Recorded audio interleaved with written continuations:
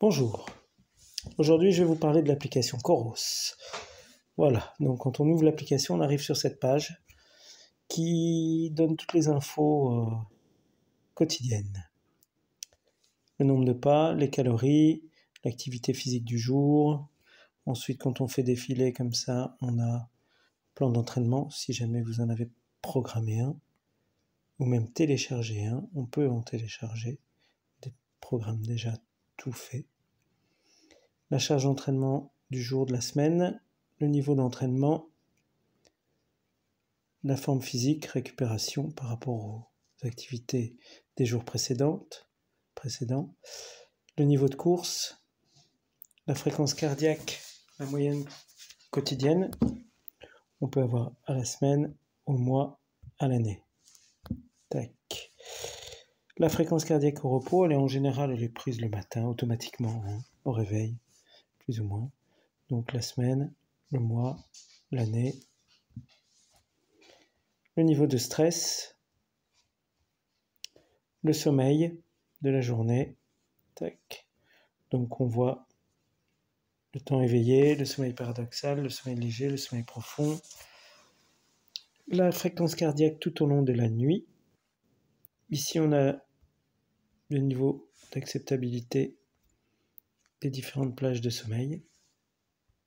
Voilà. La variation de la fréquence cardiaque nocturne. Onglet numéro 2, il y a les activités. Donc par exemple, voilà, ça c'est une randonnée de 20 km. Le temps, la vitesse moyenne, la fréquence cardiaque moyenne, le dénivelé. On a la même chose en graphique. Le rythme cardiaque sur toute la journée ou sur toute la randonnée. Les différentes zones, aérobie, maximum, 98%, 98%. Le dénivelé. Et l'effet apporté en aérobie, en anaérobie. Ensuite, on a le détail sur chaque kilomètre du temps et de la vitesse moyenne par kilomètre. Voilà. Mais ce que je voudrais vous montrer, c'est la carte. Donc on va sur le troisième onglet. On arrive sur la carte. Voilà. Donc si on décide de faire une randonnée ou un trail par ici, donc on crée l'itinéraire, c'est tout simple, tac, un trail, je crée mon trail, je mets mon point de départ, on va dire que je viens en train, donc je vais partir de la gare, voilà. Je vais traverser la Lesse,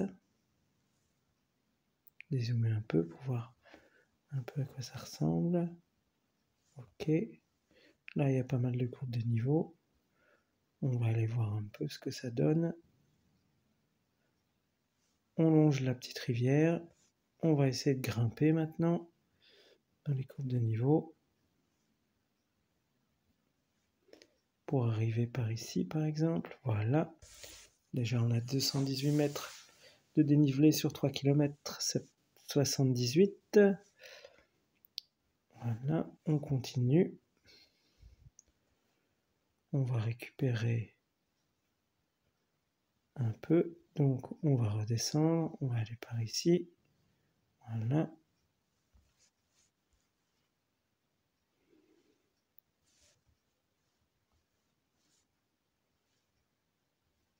Un petit château, on va aller voir, passer devant, voilà.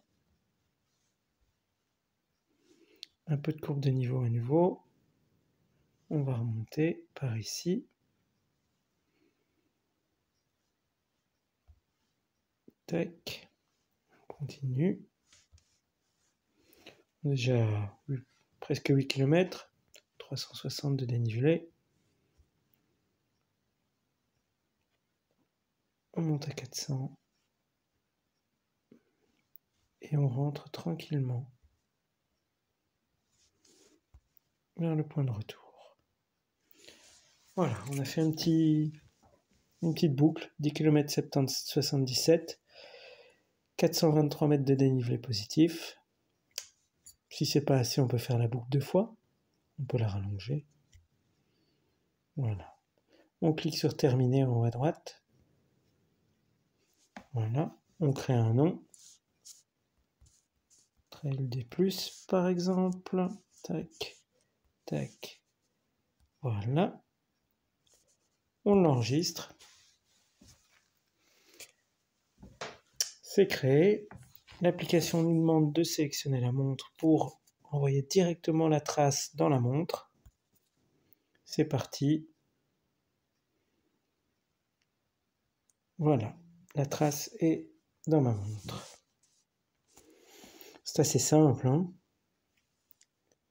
Je reviens en arrière. Voilà, on va aller la retrouver par exemple ici, dans le profil. Tac, mes itinéraires.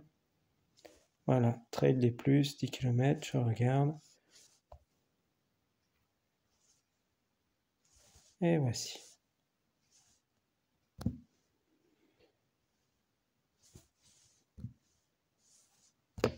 Voilà. Une autre possibilité, aller chercher une trace existante. Là, je suis passé sur Come Out. Je vais dans itinéraire.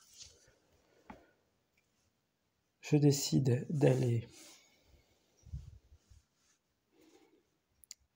Donc j'étais plutôt vers Furfose. Furfose dit non. Voilà. Hop. J'ai plein de traces existantes.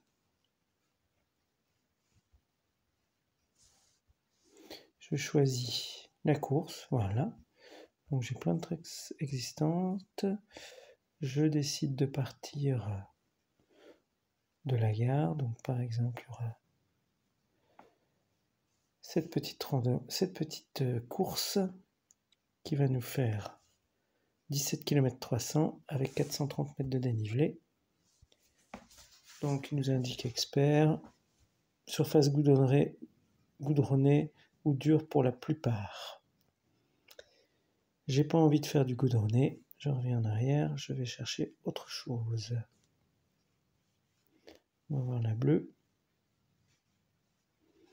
La bleue, il n'y a pas assez de dénivelé. Tac.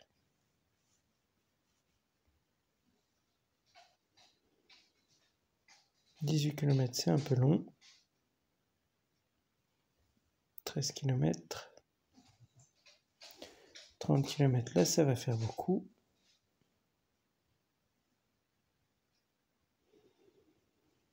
Et bien, on va rester sur la première.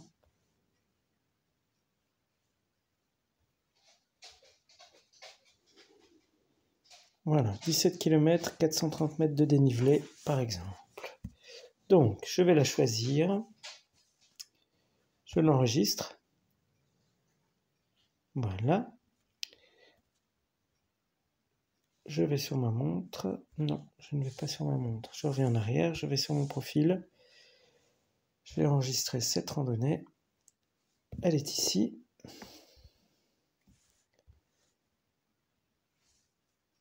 Je télécharge le GPX. Voilà. Hop. Il est ici. Je le récupère. Je l'ouvre dans ma Coros. Voilà. Je l'enregistre.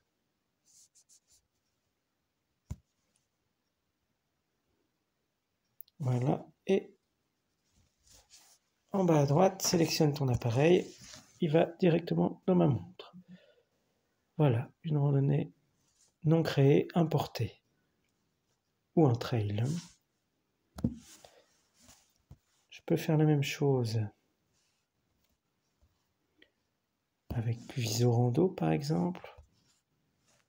Furfose.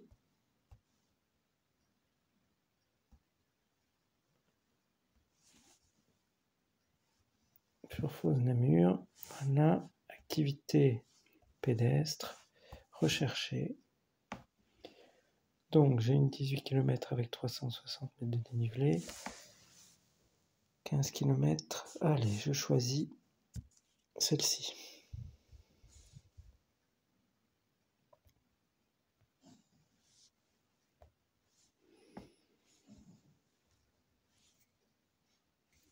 Télécharger. Ici, il n'y a pas 36 choix. Si on n'est pas abonné, c'est OpenStreet. Je la sauvegarde. Je continue. Tac.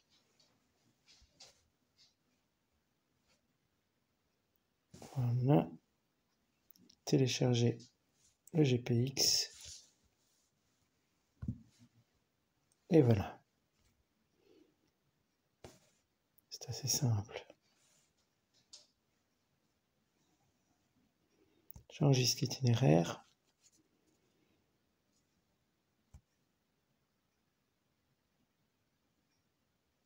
Je sélectionne ma montre.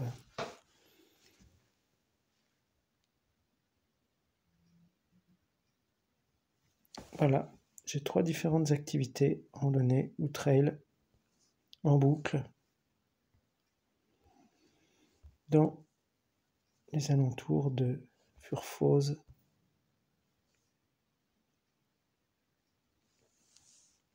Il n'y a plus qu'à chausser les baskets. Donc on peut retrouver toutes ces randonnées dans mes itinéraires.